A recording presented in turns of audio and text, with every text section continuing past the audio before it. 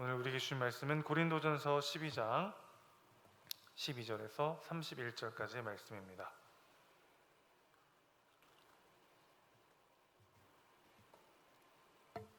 고린도전서 12장 12절에서 31절까지의 말씀, 신약성경 278면 고린도전서 12장 12절에서 31절까지의 말씀을 한 절씩 교독하시고 마지막 절 함께 읽도록 하겠습니다. 몸은 하나인데 많은 지체가 있고 몸의 지체가 많으나 한 몸임과 같이 그리스도도 그러하니라.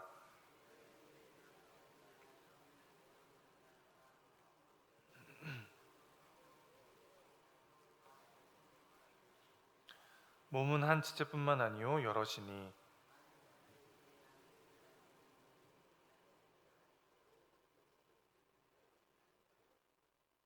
또 귀가 이르되 나는 눈이 아니니 몸에 붙지 아니하였다 할지라도 이로써 몸에 붙지 아니한 것이 아니니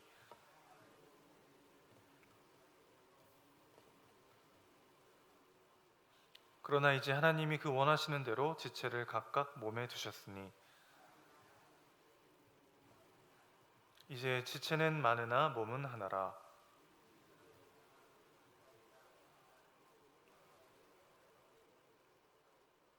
그뿐 아니라 더 약하게 보이는 몸의 지체가 도리어 요긴하고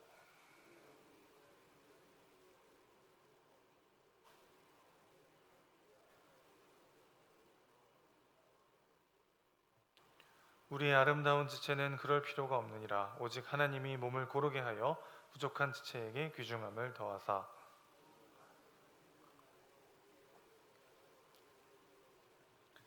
만일 한 지체가 고통을 받으면 모든 지체가 함께 고통을 받고 한 지체가 영광을 얻으면 모든 지체가 함께 즐거워하느니라. 하나님이 교회 중에 며칠 세우셨으니 첫째는 사도요, 둘째는 선지자요, 셋째는 교사요, 그 다음은 능력을 행하는 자요, 그 다음은 병 고치는 은사와 서로 돕는 것과 다스리는 것과 각종 방언을 말하는 것이라.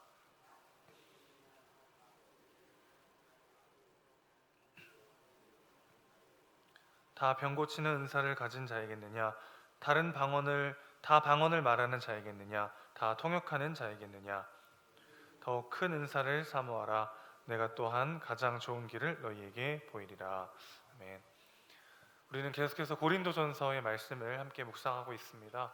오늘 본격적으로 말씀을 나누기 전에 이 서신의 배경이 되는 고린도라고 하는 도시에 대해서 먼저 언급하고 싶은데요.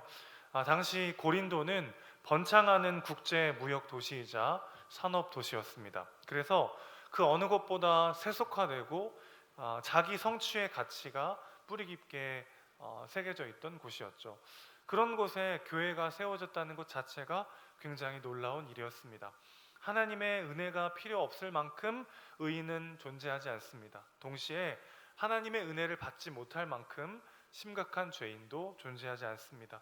가장 세속적이면서도 자기중심적인 사람들로 가득했던 도시 고린도에 복음이 심겨졌다면 오늘 우리의 삶 속에 복음이 심겨질 수 없는 곳은 없다는 것이죠. 우리 가정에도 내 삶의 모든 영역에도 복음이 심겨지고 하나님의 능력이 일하실 수 있음을 우리는 기억해야 합니다. 나의 문제보다 크신 하나님을 신뢰하며 오늘 우리의 삶을 살아내는 우리 모두가 되기를 소원합니다. 자, 그런데 그렇게 극도로 세속화되고 아주 자기 성취가 만연한 자신을 뽐내고 자랑하는 자기중심적인 사람들이 팽배한 그런 환경 속에 세워진 교회가 바로 이 고린도 교회이기 때문에 이 고린도 교회 성도들에게는 치명적인 문제가 하나 있었는데요. 바로 예수님 믿기 전에 헬라 문화권에서 경험했던 것들을 교회 안으로 그대로 가지고 들어오는 것이었습니다. 특별히 예배에 대한 그들의 태도가 큰 문제가 있었는데 대표적으로 고린도 교회 성도들에게 많은 영향을 주었던 고린도의 이방 제사 가운데 하나가 있는데요. 포도주의 신으로 불리는 디오니소스 신에 대한 제사였습니다. 이 신에 대한 제사가 굉장히 황홀경에 빠지면서 알지 못하는 방언을 막 말하고 그러면서 이렇게 예배가 진행이 됐었어요. 그래서 사람들이 영적 황홀경과 성령 충만을 혼동하기도 하고 서로 자신의 은사가 더 크다는 것을 자랑하는 일들도 벌어지게 되었습니다. 그래서 바울은요, 이에 대한 권면을 고린도 전서를 통해서 담고 있는데, 특별히 12장에 어떤 은사가 진짜 제대로 된 건강한 은사인가, 그 은사를 통해서 우리가 진정한 사랑의 하나됨을 이루어야 한다는 것을 권면하고 있는 것이죠. 그 중에서 본문에서 바울은요, 하나의 몸과 많은 지체에 대한 비유를 통해서 사랑으로 하나 되기 위해 기억해야 되는 것들에 대해서 이야기하고 있습니다. 세 가지로 한번 정리해 보도록 하겠습니다. 첫 번째입니다. 우리가 한 몸임을 거부하는 것은 그리스도가 우리의 머리 되심을 거부하는 것과 같습니다. 무슨 말이냐면, 옆 사람을 사랑하기를 거절하는 것은 예수 그리스도가 주 되심을, 내 삶의 주인이심을 거부하는 것과 같다는 것이죠.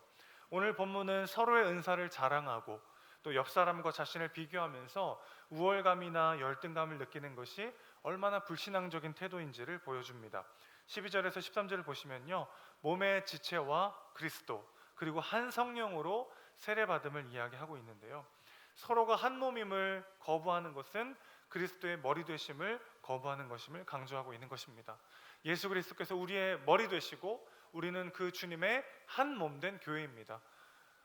그렇다면 예수님께서 우리의 머리 되시고 우리가 그분의 한 몸이라면 옆에 있는 지체와 어린은 하나의 몸이고 하나의 가족인 것이죠. 이 둘을 따로 떼어 말할 수가 없음을 바울은 다시 한번 강조하고 있습니다. 바울이 다메섹으로 가는 길에서 예수님을 만났을 때를 기억하시죠? 갑자기 나타난 빛과 음성 앞에 바울이 너무 두려워서 주여 누구십니까? 라고 묻습니다. 그때 이렇게 주님께서 말씀하시죠. 네가 핍박하는 예수다. 여러분, 바울이 일평생 사도권에 대한 공격을 받았습니다. 그 이유가 무엇이었습니까? 바울은 예수님을 만난 적이 없어요. 예수님께 가르침을 받은 적이 없어요. 그래서 수많은 거짓 교사들이 바울은 진짜 사도가 아니다라는 것을 공격했습니다. 그러니까 바울이 예수님을 만난 적이 없는데 어떻게 예수님을 핍박할 수가 있겠습니까? 그런데 예수님은 네가 나를 핍박했다라고 이야기하고 계신 것이죠. 왜 그렇습니까? 바울이 핍박했던 사람들과 예수님은 한 몸이기 때문에 바울이 핍박했던 그 사람들을 핍박함이 곧 예수님을 핍박하는 것이다라고 말씀하고 계신 것이죠. 우리는 머리 대신 그리스도의 한 몸으로 부름받았습니다. 따라서 예수님을 우리의 구주로 영접하는 것과 한 몸 된 지체를 사랑하는 것은 절대로 따로 떼어 말할 수가 없는 것이죠. 하나님을 사랑하는 것과 형제를 사랑하는 것은 함께 가는 것입니다. 참 이 사실이 참 불편하게 다가올 때가 있죠. 교회에서 예배를 드리고 하나님께 찬양하고 기도할 때는요, 그냥 은혜가 되고요, 하나님을 마음껏 사랑할 수 있을 것 같아요. 그런데 사실은 나와 다른 누군가, 나를 자꾸 상처 주고 나를 무너지게 하는 옆 사람과의 관계 속에서 우리는 참 불편함과 어려움을 느낍니다. 또 우리 안에 이런 마음도 있죠. 우리는 손보다는 눈이 되고 싶어요. 발보다는 머리가 되고 싶은 마음이 있습니다.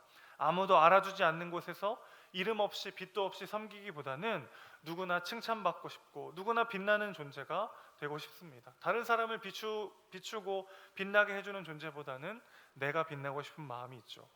개인의 성향에 따라서 앞에 나서는 것을 싫어하는 사람들도 많이 있지만 적어도 더 사랑받는 존재, 더 유용하고 더 귀한 존재가 되고 싶은 마음은 누구에게나 있습니다. 그런데 바울은 뭐라고 말하고 있습니까? 26절 보시면요, 우리는 함께 고통을 받고 함께 영광을 누리는 존재다라고 이야기하고 있습니다. 지체의 아픔이 곧 나의 아픔이고 지체의 영광이 곧 나의 영광이 된다는 것이죠. 이 땅에서의 죄로 가득한 세상 속에 이것이 무엇을 의미하는가 우리는 다 알 수 없습니다. 와닿지 않을 때도 있어요.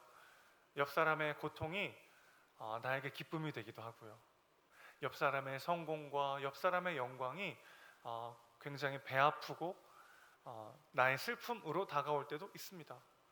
그러나 하나님께서 우리를 한 몸으로 부르셨다는 것은 우리의 마지막 때 하나님의 나라에서 우리는요 온전히 하나 될 것이고 옆 사람의 영광이 나의 영광이 되는 진정한 하나됨을 이뤄가는 한 공동체로 부름받았음을 우리는 기억해야 될 줄로 믿습니다. 그 하나님 나라에서의 삶을 미리 당겨서 우리는 경험할 수 있는 것이죠.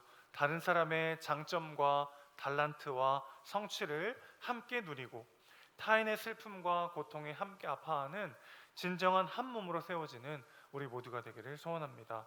두 번째입니다. 하나됨을 위해 기억해야 하는 두 번째는요, 한번 따라해 볼까요? 다르니까 한 몸이다. 몸은 하나인데 많은 지체가 있고 몸에 지체가 많지만 한 몸인 것 같이 그리스도도 그러하니라, 이렇게 말씀하고 있는데, 사실은 몸이라고 하는 것은 각 지체가 다르기 때문에 유지될 수 있는 것이죠. 다르기 때문에 한 몸입니다. 다르기 때문에 그 몸이 살 수가 있는 것이죠. 온몸이 다 눈이라면 어떻게 되겠습니까? 온몸이 다 입이라면 어떻게 되겠습니까? 다르기 때문에 불편하지만 사실은 서로 다른 우리가 진정한 하나됨을 이뤄갈 수가 있는 것이죠. 우리는 모두 각각 다른 성향과 다른 재능, 다른 경험과 다른 관심사를 가진 사람들입니다. 서로 다른 사람들이 함께하기 위해서는요, 참 많은 에너지가 드는 것 같아요. 서로 다른 생각과 의견을 가진 사람들과 소통하고 조율하는 것은 참 어려운 일인 것 같습니다. 그러나 그 가운데 역동이 있어요. 그 가운데 살아있음을 느끼게 됩니다. 어떤 공동체가 점심을 먹으러 가는데 메뉴 정하는 게 쉬운가요? 쉽지 않죠. 그런데 야, 오늘 다 짜장으로 통일해, 이러면요 결정이 빠르고 쉬워요. 하지만 그 공동체는 더 이상 유기체가 아닙니다. 살아있는 공동체라고 할 수 없죠. 기계적 결합일 뿐이에요. 그런데 때로는 부딪히기도 하고, 때로는 서로의 다름이 틀림으로 느껴져서 상처를 주고받기도 하고, 그런 가운데 우리는요, 우리 각자가 살아있음을 느낍니다. 그리고 그 갈등을 이겨내고 만들어내는 유기적 하모니야말로 진정한 하나됨이고 생명이 역동되는 하나됨인 것이죠. 다르니까 한 몸입니다. 한 몸은 각각 다른 지체들이 있어야 살 수 있습니다. 서로의 다름에 귀를 기울이며 용납하며 진정한 하나됨을 이뤄가는 우리 모두가 되길 소원합니다. 마지막 세 번째입니다. 은사는 역할이지 신분이 아닙니다. 임무이지 성숙의 잣대가 아닙니다. 성령이 그리스도인 속에서 충분히 활동하고 계시는가 아닌가를 판별하는 기준은요, 그리스도를 얼마나 닮아가고 있는가입니다. 성령의 열매를 맺어가고 있는가입니다. 성령의 은사는 공동체의 유익을 위해 주신 역할일 뿐인 것이죠. 사도와 선지자와 교사로 쓰임받고 있지 못하고 해서, 각종 방언을 말하지 못하고 초자연적인 능력을 행하고 있지 못하고 해서 우리의 존재적 가치가 떨어지는 것은 아니라는 것입니다. 나보다 좀 더 영향력 있고 나보다 조금 더 중요한 일을 맡은 그 사람이 나보다 존재적으로 더 뛰어나고 소중한 존재여서가 아니라, 그것은 역할이지 신분이 아니라는 것이죠. 그 사람의 임무요 사명이지 성숙의 잣대가 아님을 우리는 기억해야 하는 것이죠. 무언가를 행하고 그에 따른 결과에다가 우리의 존재 가치를 부여해서는 안 된다는 것입니다. 그것이 한 몸으로 부르신 하나님의 부르심을 올바르게 이해하는 것이죠. 여러분, 성경에서 말하는 가장 큰 계명은 무엇입니까?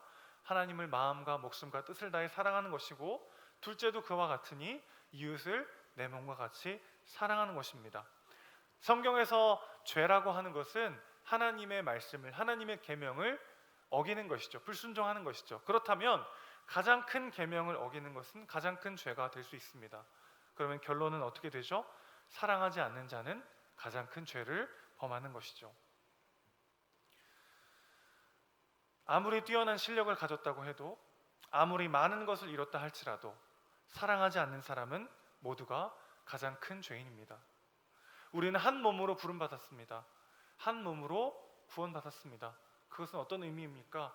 우리의 삶의 결실보다, 우리의 재능과 우리의 실력과 우리의 어떠함보다 중요한 것은 내 안에 계신 성령으로 말미암아 옆 사람을 섬기고 사랑하려고 몸부림치는 그 싸움, 그것이 얼마나 나를 사로잡고 있느냐로 우리의 존재 가치를 판단해야 하는 것이죠.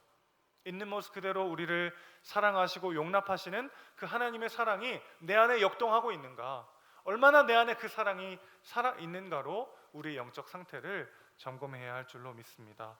사랑하지 않는 자 모두 유죄입니다.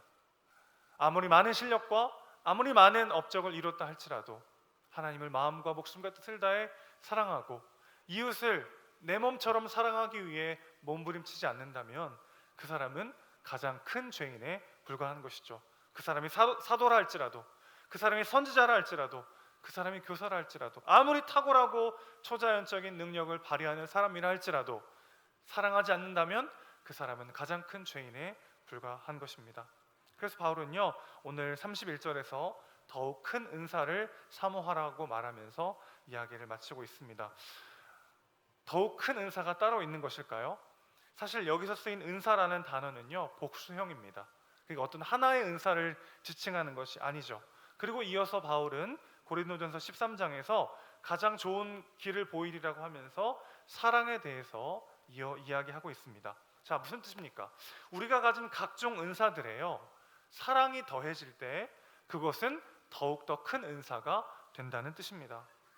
무언가 특출난, 우리가 추구해야 될 또 하나의 더 좋은 은사가 따로 하나 있는 것이 아니라 우리가 가진 그 모든 은사들의, 모든 달란트에, 우리가 가진 그 모든 것들에 사랑이 첨가될 때에만, 사랑이 쏟아질 때에만 더 큰 은사로 하나님께 영광이 될 수 있다는 것이죠. 그것을 통해 우리는 공동체를 세워가고 더욱 예수님을 닮아가는 삶을 살게 되는 것입니다. 성령께서 충만히 역사하시는 곳에서 신자들은 예수님을 주님으로 고백합니다. 그것을 구체적으로 어떻게 실천할 수 있을까요? 타인과 경쟁하거나 자신의 우월함을 드러내려고 서로를 무시하는 대신에 서로의 유익을 위해 서로를 채워주는 방식으로 예수님을 주님으로 섬기는 것을 우리는 실천하게 될 줄로 믿습니다. 예수님의 주되심을 고백하는 것과 그것을 삶 속에서 구체적으로 옆 사람을 사랑하고 섬기는 방식으로 실천하는, 그렇게 가장 큰 계명을 우리 삶의 모든 영역 속에 가장 확실하게 실천하며 오늘 그것이 주는 진정한 기쁨을 누리는 우리 모두가 되시기를 주님의 이름으로 축원합니다. 아멘. 기도하겠습니다.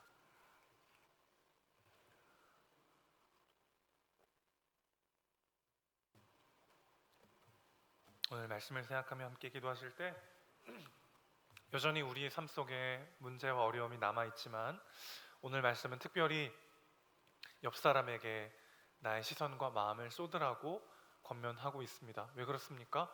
우리가 나의 슬픔, 나의 문제, 나의 고난에만 빠져 있을 때 아무도 나를 꺼낼 수가 없습니다. 거기에 그것이 늪이 되어서 우리는 더욱더 점점 더 절망할 수밖에 없습니다. 그러나 그럴 때 옆 사람을 위해 기도하고 옆 사람을 사랑할 때 우리는 살리러 갔다가 내가 살아나고 도우러 갔다가 내가 진정한 그리스도의 사랑과 은혜를 받은 존재임을 다시 한번 깨닫는 방식으로 우리의 고난과 어려움을 이겨낼 수 있을 줄로 믿습니다. 그렇게 사랑은 나를 위해 하는 것이 아니고 다른 사람을 위해 하는 것이 아니고 나를 위해 하는 것임을 다시 한번 깨닫습니다. 오늘 이 권면, 나의 문제와 풀리지 않는 어려움들 여전히 남아있지만 그것들 잠시 내려놓고 하나님, 나에게 맡겨주신 그 한 사람을 위해서 오늘 기도하기 원합니다. 그 사람을 주님 붙잡아 주시고 함께하여 주시옵소서. 지금 여러분의 머릿속에 생각나시는 지체를 위하여 우리 함께 합심하여 기도했으면 좋겠습니다. 특별히 교회 공동체를 위해서 기도해 주시면 감사하겠습니다. 코로나로 인해서 많은 분들이 어려움을 당하고 있는데 하나님 이 어려움을 함께 기도하며 헤쳐나가게 하시고 우리 교회 가운데 하나님 주시는 영육간의 강건함을 허락해 달라고 우리 함께 합심하여 기도하도록 하겠습니다.